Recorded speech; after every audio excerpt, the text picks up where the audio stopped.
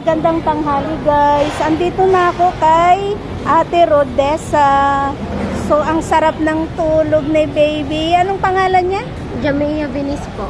Jamea. Yan, ang sarap ng tulog niya gayon guys. Actually galing pa sila ng 4th floor sa surgery. Bumaba sila kasi hindi ako makapasok. Ayaw akong papasukin ng guard. So walang magawa si ate. Kailangan niyang bumaba. Ayan. Okay lang po. Kasi ano naman, meron din naman kami din sa baba, sa gastro, sa tiyan niya mismo. Dalawang ano kasi kami. Dalawa ngayon. Sa specialty na aming babalikan, pupuntahan para sa kanya. Kasi yung tiyan niya po, nagsusuka po kasi siya. So, sa gastro kami. Tapos, aakit naman kami sa taas para naman dun sa plano for surgery sa kanya. Yung darating na surgery para sa yung G-tube na sinasabi. Para ilalagay po yung ito kasi papalitan na po kasi ito. Ang gagawin ng doktor, hindi pa po. Ang gagawin ng doktor kasi is yung plano sa kanya, yung dito na po sa tiyan na operation, yun na po yung kaya kami bumalik dito para po dun sa plano na yun ng doktor para sa kanya. Yun po yung kasunod na gagawin. Kami pa ng isipin pa namin kung saan kami mawala ng pambili sa buwan sa G-tube na sinasabi nila.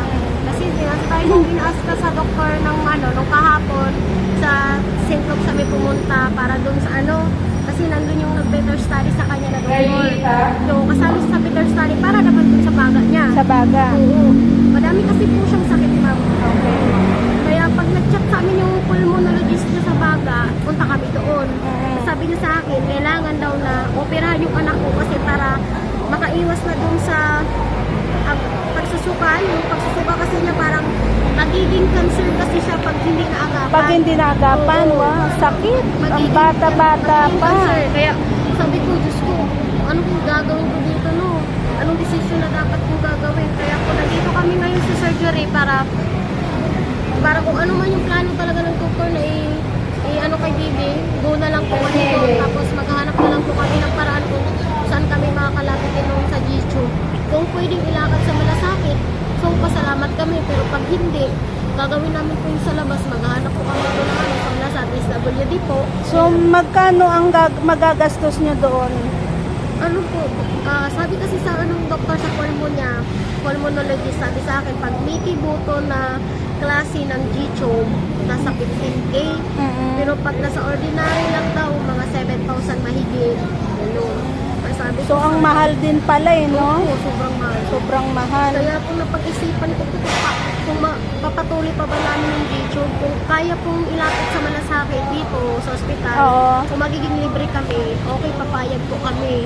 Oo, mayroon naman. May malasakit dyan sa taas. Mayroon pong malasakit, ma'am, pero minsan kasi katulad ng trick tube niya, nilapit po namin yan kasi sabi ng doktor sa amin sa surgery dati, meron daw po nung sizes na mga dito na pwede daw sa kanya.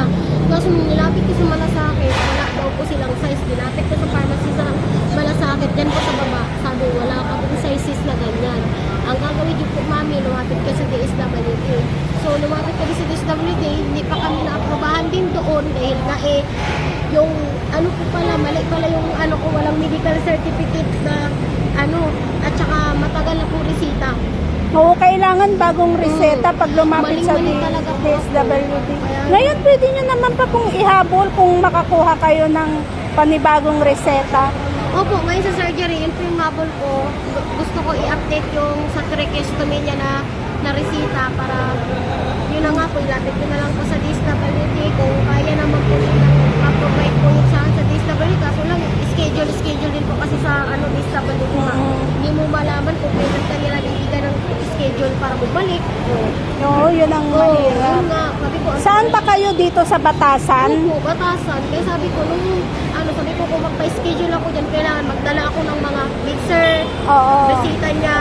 Ngayon, kung mayroon yung ibibigay ang doktor, itila ako doon, itatry ko kung mabigyan pa agad ako or anong plano ng surgery doktor, kung i-proceed na yung G-tube na gagawin na operation, kung magkano yung gagastusin talaga para doon sa paglalagay ng G-tube sa tiyan niya. Kaya po yan po ang mga iniisip ko po ngayon nun, talagang para sa anak ko. Talagang sabi ko, yung sa amin naman po, sa grupo namin, kunting tulong lang po ito, ha? Ma'am, kasi syempre hindi naman po malaking charity ito. Bumili na rin po ako ng konting grocery para kay baby. Ayan, mga biskwit, mga tinapay. May gatas din siya. Ayan, may gatas. Wow, thank you po. Yan. Very much po. Thank you, Oo. ma'am.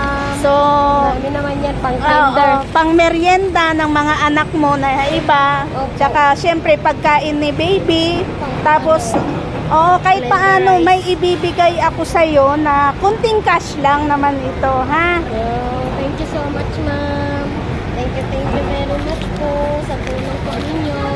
Salamat po sa mga nakabot kay baby namin, sa aming warrior, na hanggang ngayon, lumalaban po sa sakit niya. Opo.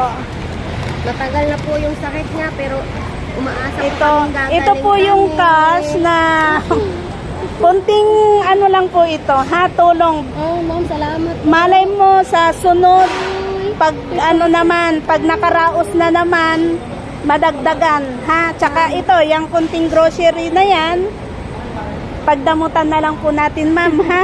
Maraming salamat. Yan po ay ma'am. galing sa Dasolano Thrillers family. Yan, kay Admin Elma at kay Admin Elay, sa ating mga kasamahan, treasurer, Sis Raquel. Yan, thank you. Thank you so much po sa inyong lahat, ma'am. Mga Dasolanos Railers po. Maraming salamat po talaga din. Malaking tulong na po para po sa kay Bibi Jamia po. Makapili na po ako ng milk. Yan, naiyak na po si ate. Kahit ako medyo naiiyak na rin po. Tsaka po, kami ngayon, ma'am, talaga. Yan, nagising na. Okay lang yan. Maraming salamat po. Sana kung magkaroon ulit tayo ng blessings. Next month, malay natin, madagdagan natin yan, ha? Opo, salamat po ng marami talaga po sa mga nagbigay ng mga sponsors po para sa kay Bibi ko po. Maraming salamat po. Makabili na po talaga kami ng milk niya tsaka diaper. Tsaka yung maintenance po niya na gamot na hindi ko pa po nabili para po sa brain niya. Kasi meron po siyang gamot na 60 piraso pa po yung hindi ko nabili. Maraming salamat po talaga sa inyo. Ganon talaga. So, konting blessings, sinishare po natin yon. Nakatanggap tayo ng maliit na blessings lang. Kaya, share natin kay baby. Ayan. Hello, gising na si baby. Ayan po, wala po po siyang, hindi ko pa po siya binigyan ng milk kasi sumusuka pa po kasi siya eh. Mamaya po, bibili pa po kami ng Yan, so, Oresol po para sa kanya. Sa bahay po, maintenance para po para hindi po siya mag-dehydrate. Kailangan po niya yung ORS. Yun po, hindi po namin dala yung niya kasi yung para sa niya. ayan guys. So, umiiyak si ate. So, nabigay na natin yung kunting tulong kay Ma'am Rodessa. Ayan. Salamat po sa inyo lahat. So, ganun talaga ang buhay. Yung kunting blessings na natanggap natin sa Dasolano Thrillers, sinishare po natin yun sa ating kapwa. Okay guys, thank you. Bye-bye.